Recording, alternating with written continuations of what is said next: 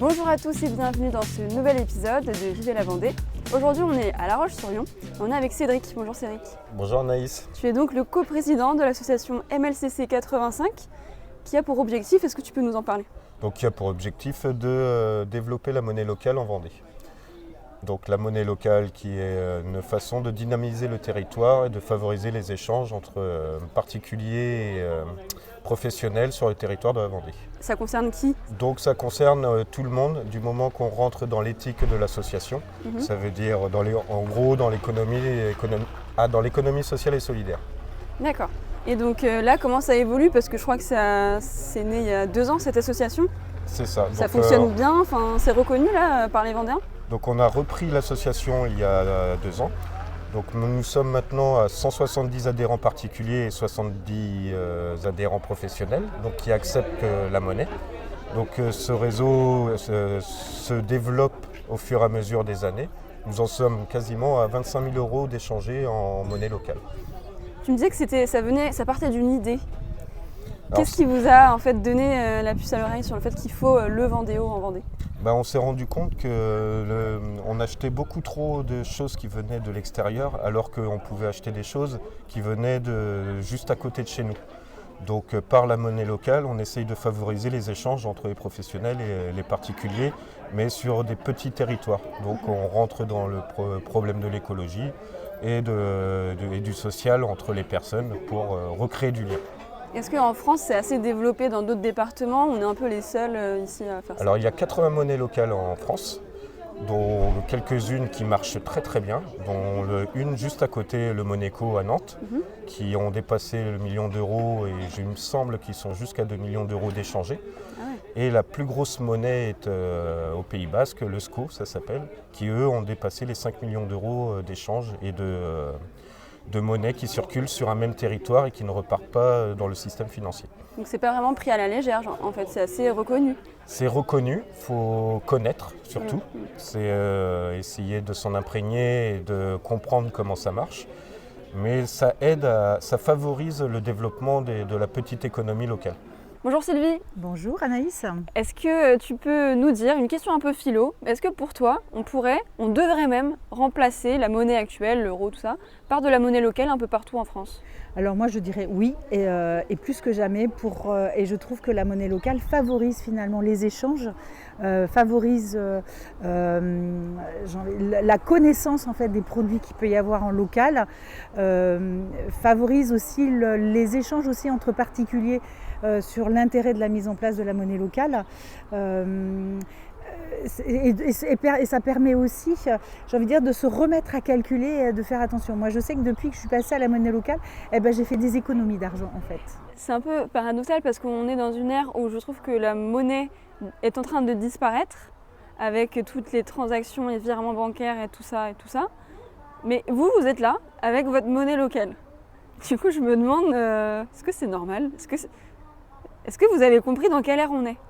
Alors moi j'ai envie de dire oui, mais ça permet aussi de prendre du recul et de réinterroger les gens et de se réinterroger sur la manière d'utiliser et de ne pas être dans la mouvance mais de dire stop.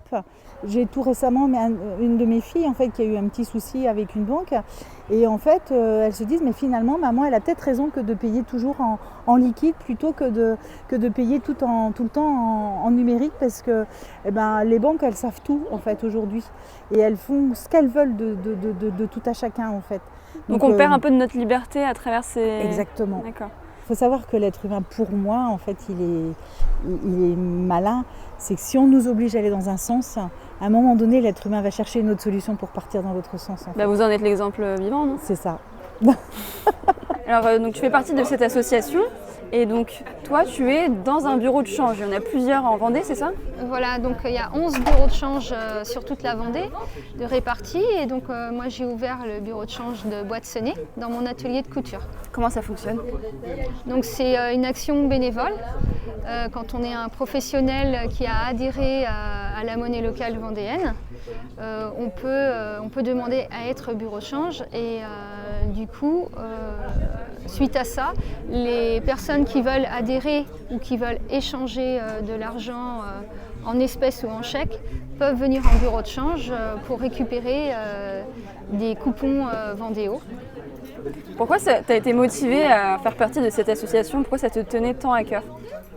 Parce que je pense que la monnaie locale est importante pour créer du lien entre les gens et pour faire découvrir des entreprises qu'on ne connaît pas forcément, parce que ça peut être dans des petites niches et le fait d'être adhérent professionnel sur le Vendéo, on apparaît sur un site gratuitement qui répertorie tous les professionnels de la Vendée, et du coup on découvre des activités qui peuvent être insolites, qu'on n'aurait pas été chercher autrement.